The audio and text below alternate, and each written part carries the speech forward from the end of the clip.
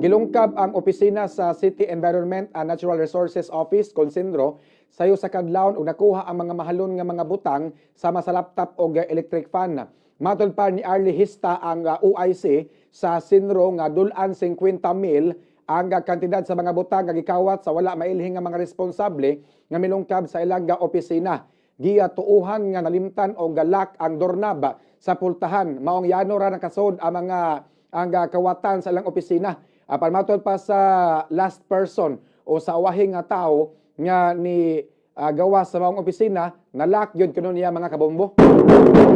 Matod pa ni Hista nga wala kabantay ang guard atol sa pagpanglungkab kay tuwa sa laing area nagbantay ang gwardya. Hinungdan nga milampos yun sa pagpanglungkab ang kawatan.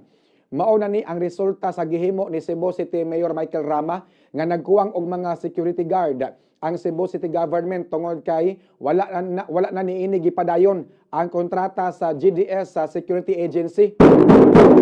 Daghan untang guard ang Cebu City Hall kaniadto nga moabot sa 214 ka mga guard ang nagbantay sa tanan nga mga establishmento nga gipanag-iya sa City Hall. Apan karon wa na kaabot 200 ang mga gwardya sukad nga gipulihan og lain nga agency ang GDS mga kabombo.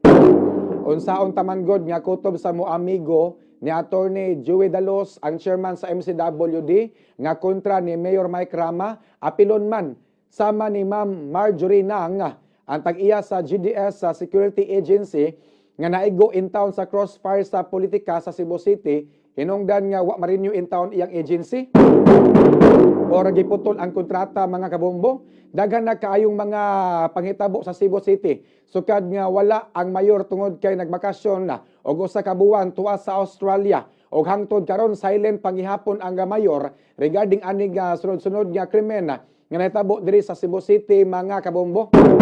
Sama sa pagpanuli, sa pagpangawat, pagpamusil ug uban pa. Wala ba kaha nagkuwang og hatag og logistic support ang mayor ngadto sa Cebu City Police Office. Asa kaha padong ang intelligence fund sa mayor mga kabombo.